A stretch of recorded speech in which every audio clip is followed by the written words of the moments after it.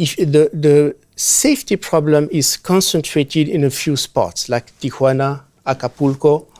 But even in those spots, if you look at the homicide rate, it is the same homicide rate that what you find in big American cities like Detroit or Baltimore.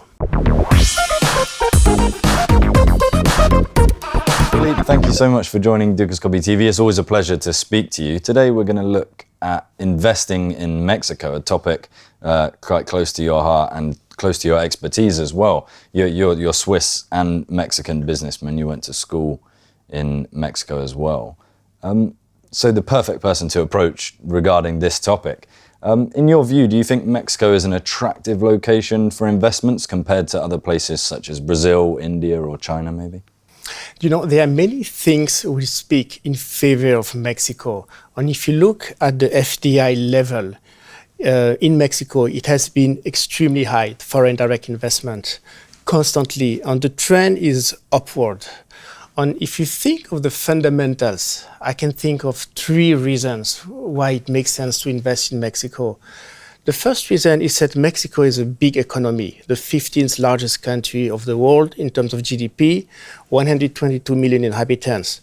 The second is that Mexico is a gateway to the biggest market in the world, which is the North American market, through the North American Free Trade Agreement. The third reason is that the manpower is, the cost of the manpower is competitive. And there are a lot of expertise in some fields like automotive, aircraft, electronics, medical device, and so on. So you said there that Mexico is a gateway to NAFTA. What does that mean? NAFTA is the free trade agreement between Mexico, USA, and Canada. And there are a lot of, if I take the example of automotive, there are a lot of high-tech factories in Mexico. Nissan, Daimler-Benz, Toyota, GE, and the output of those factories is exported to North America, USA and Canada. Mm-hmm. Okay, so you said that Mexico is a combination of competitive costs and skillful manpower. Isn't Mexico more suitable for kind of low-cost, low-level manufacture? You know, you are talking about the distant past. Mexico has changed a lot over the last decades. And actually, there are a lot of R&D in Mexico. We are the 15th country in the world in terms of patent granted. Many major groups like Bosch, Honeywell, and so on, GE, are having international R&D center in Mexico. We start to having global companies like Cemex, Cementos de Mexico, Grupo Alfa, specialized in aluminum. So Mexico has changed a lot. And so countries like China or India seem to have more global companies than Mexico. Is this true? Yes, at least in the case of China, it is true. There is also one reason for this, is that in Mexico, we are surrounded by 2 major markets. One is the North American market, USA, Canada, and in the South, Latin America. In terms of language, on culture, we are rather close to Latin America.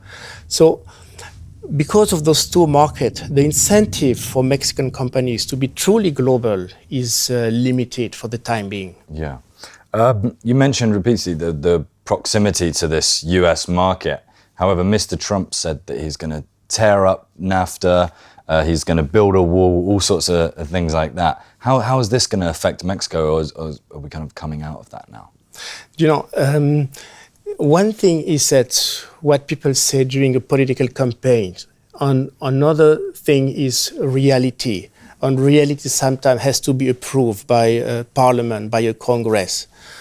If you talk about the NAFTA, a free trade agreement is a win-win agreement. Mexico wins, USA wins as well. I'm not so sure that the American consumers would be very happy to pay 25% more their cars made in Mexico because of a so-called border tax. I'm not so sure that the exporter of maize from the USA would be happy if they are no longer able to export easily their maize to Mexico. So, and even if there is no NAFTA, let's take the worst case, it will incentivize Mexican exporter to find new markets and to make special effort, for instance, to export more to places like Asian countries. Yeah. So finally, a lot of concerns people seem to have regarding Mexico as high levels of crime and issues with drug cartels. Is that still a problem? I think there are 2 points. One is stability, and I think Mexico is quite a stable country. One reason is that the public debt is extremely low. It's 45% of GDP. Another reason is that the unemployment rate is less than 4%, and this provides a lot of stability. If you talk about safety, yes, we have a problem with drug cartels.